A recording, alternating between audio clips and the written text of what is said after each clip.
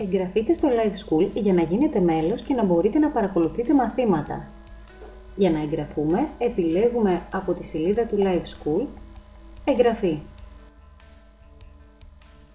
Στη συνέχεια συμπληρώνουμε τη φόρμα που εμφανίζεται, βάζοντας το όνομα χρήστη που θέλουμε να έχουμε, τη διεύθυνση email, το όνομα και το επίθετο, το νομό, την πόλη, το τηλέφωνο και τσεκάρουμε ότι συμφωνούμε με τους όρους χρήσης. Το αποτέλεσμα μιας ολοκληρωμένης φόρμας θα είναι αυτό. Τέλος, τσεκάρουμε ότι δεν είμαστε ρομπότ.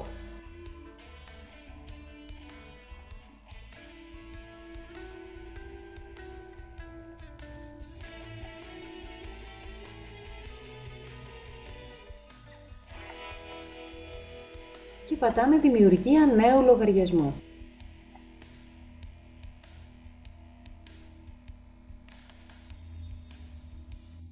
Για να ολοκληρώσουμε τη διαδικασία της εγγραφής, θα πρέπει τώρα να επισκεφθούμε το email που δώσαμε κατά την εγγραφή και να βεβαιώσουμε ότι έχουμε λάβει στα εισερχόμενά μας ένα email το οποίο θα μας οδηγήσει στο να βάλουμε στο Live School τον κωδικό μας. Έχουμε λάβει το email αυτό, το ανοίγουμε και κάνουμε κλικ πάνω στο σύνδεσμο.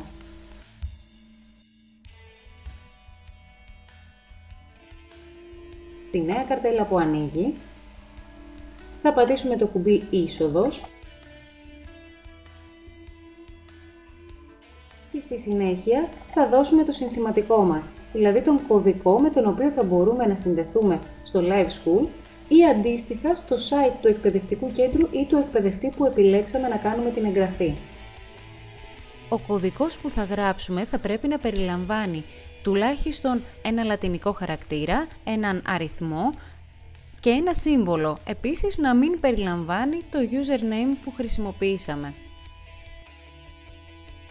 Αφού γράψουμε και επιβεβαιώσουμε τον κωδικό μας, επιλέγουμε αποθήκευση.